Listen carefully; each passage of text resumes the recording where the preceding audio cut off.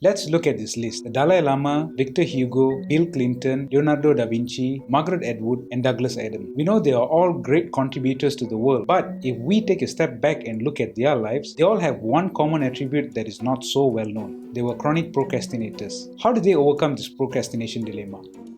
Hey friends, welcome back to the channel. For those who are new to the channel, my name is Vic. I'm a doctor who's currently running my practice here in beautiful Sabah, Malaysia.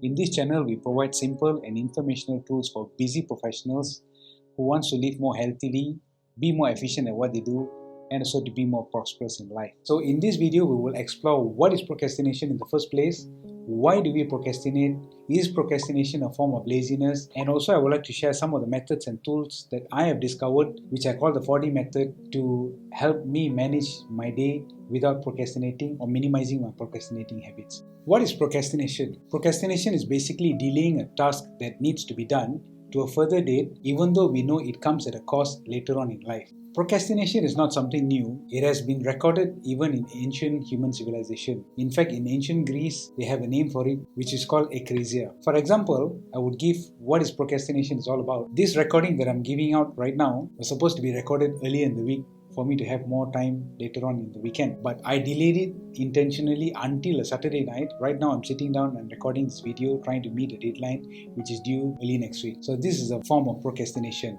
Which brings us to the next question. Why do we procrastinate in the first place? Dr. Timothy, one of the famous psychologists from University of Carleton, Canada, says that procrastination is a failure of self-regulation. Author Damien Zahariadis in his book says that we can sort of divide ourselves into two personas. One is our present self and one is our future self. For example, let's say I have a big presentation due next week for a meeting.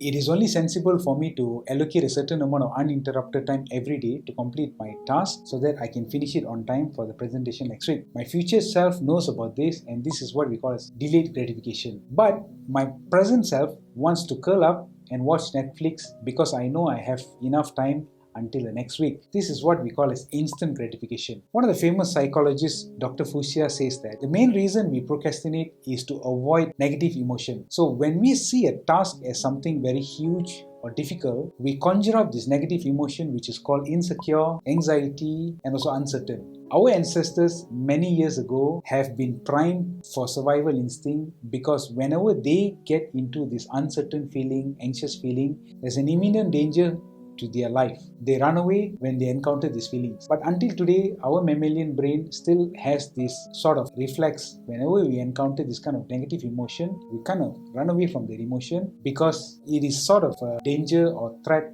to our survival. Another main reason why we procrastinate is because of perfectionism. Someone who's trying to be a perfectionist is always beating themselves up for having a not so well done work. An example that I can give is that last week I was sitting down here recording a content to be published on YouTube for almost 2 hours. When I rewatched the video again, I realized my work was not good enough. Then I deleted the entire work and re-recorded again. This is someone who's trying to be perfectionist. And sometimes being a perfectionist is a perfect recipe to become a procrastinator. Because every time we try to be a perfectionist, when we try to do the same task the next round, we have this dreaded feeling inside us, which in turn turns up to a negative emotion. We try to delay that process as much as possible until we are close to the deadline. So being a perfectionist is one of the main reasons for procrastination itself. So which leads us to the next question. Is procrastination a form of laziness? Not necessarily.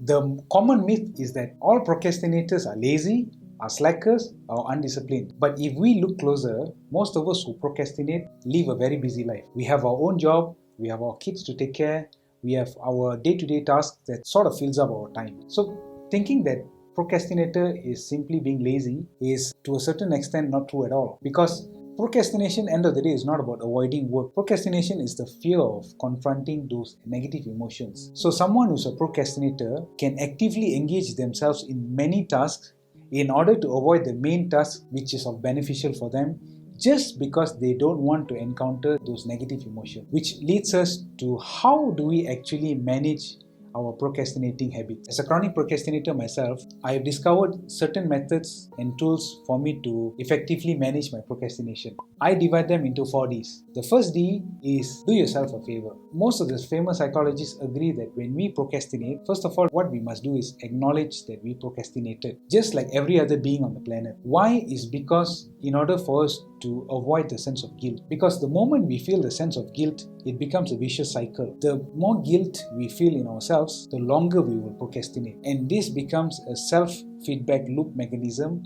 which in turn feeds to the habit of procrastinating itself.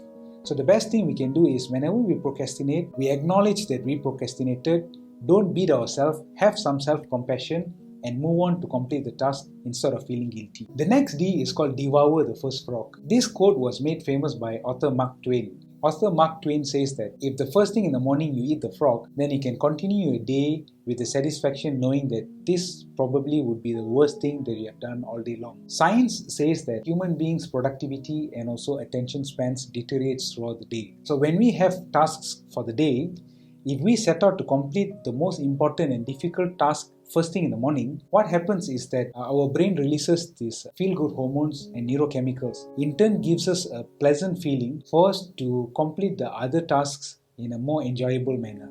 The next D is Dispel Distractions. Being surrounded by distractions are modern day agenda. Large organizations and corporations fight for our attention and devises clever algorithms to do this. If I were to give an example, author Victor Hugo, who gave us The Hunchback of Notre Dame, this guy is crazy. He would go as far as being naked in his room, giving out all his clothes to his servants, and then sit down to complete his task.